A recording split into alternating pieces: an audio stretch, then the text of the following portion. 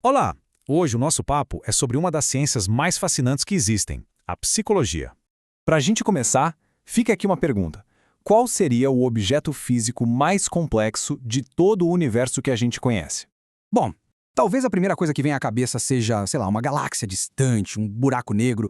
Mas não. A resposta está bem mais perto. Na verdade, está dentro de cada um de nós. É essa máquina incrível de mais ou menos 1,5 kg, o cérebro humano. Pois é, a peça mais complexa do universo, e é exatamente nele o foco da psicologia. Beleza, então. Vamos mergulhar fundo nisso. Para começar, a gente vai entender o que é, afinal de contas, a psicologia. E também dar uma olhada em algumas das perguntas mais cabeludas que ela tenta responder.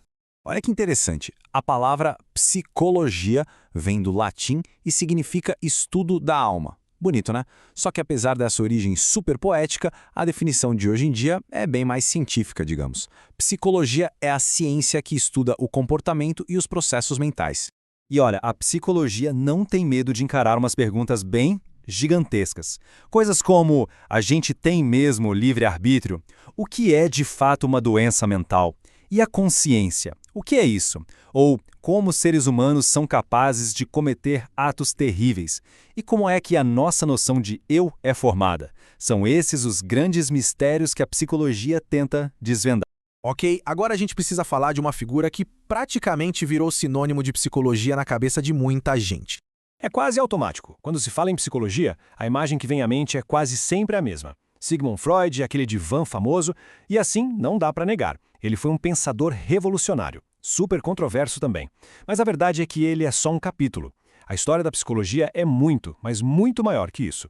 Essa história de estudar a mente, na verdade, vai muito além do divã do Freud. Para se ter uma ideia, há mais de 2000 anos, lá na China, já se aplicavam exames psicológicos em funcionários públicos. E bem depois, no final dos anos 800, um médico persa, o Al-Hazes, foi um dos pioneiros em descrever e tratar mesmo as doenças mentais dentro de um hospital. Só que para a psicologia virar ciência de verdade, faltava uma coisa essencial. Faltava um laboratório. E esse momento chegou. Foi em 1879. Um cara chamado Wilhelm Wundt montou o primeiríssimo laboratório de psicologia, lá na Universidade de Leipzig, na Alemanha.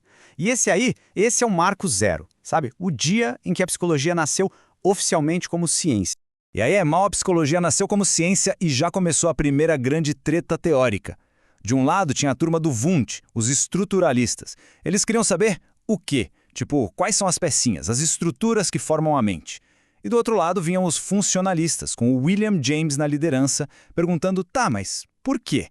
Por que a gente tem essas pecinhas? Para que elas servem na nossa evolução? Aí, a gente entra no século XX e o campo da psicologia vira um verdadeiro campo de batalha de ideias.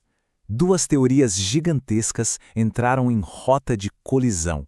E foi mais ou menos assim. A grande sacada do Freud com a psicanálise foi essa.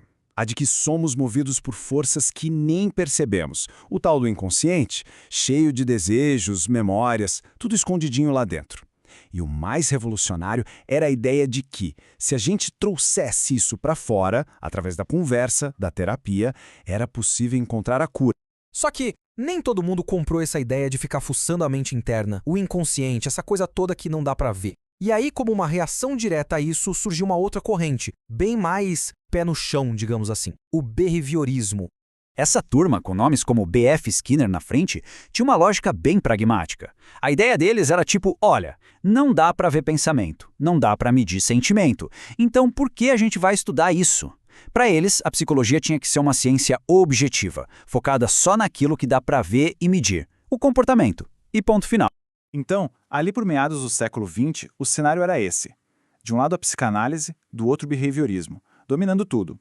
Mas o campo não parou por aí. Começaram a surgir outras vozes bem importantes. Tinha a psicologia humanista, que olhava para o potencial de crescimento das pessoas, e veio também a revolução cognitiva, que, olha só, trouxe o foco de volta para os processos mentais, para a memória, para o raciocínio. Certo. E depois de toda essa briga de gigantes, como é que ficou a psicologia hoje em dia? E aqui está a parte mais legal. No fim das contas, não teve um vencedor. O que aconteceu foi que a psicologia moderna virou uma espécie de fusão.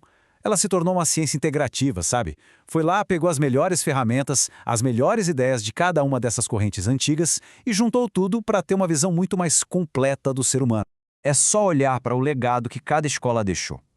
Hoje, a psicologia sabe que para entender o ser humano de verdade, é preciso ter os dois olhares. É preciso observar o comportamento de um jeito super rigoroso, como os behavioristas queriam, mas, ao mesmo tempo, é preciso mergulhar nesse universo que existe aqui dentro, no mundo dos pensamentos e sentimentos, algo que Freud e os cognitivistas mostraram que era tão importante.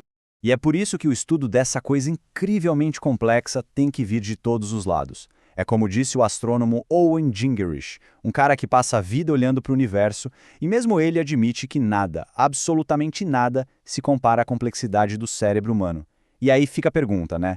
Se existe um universo tão complexo dentro de cada um de nós, o que será que a gente ainda tem para descobrir sobre ele?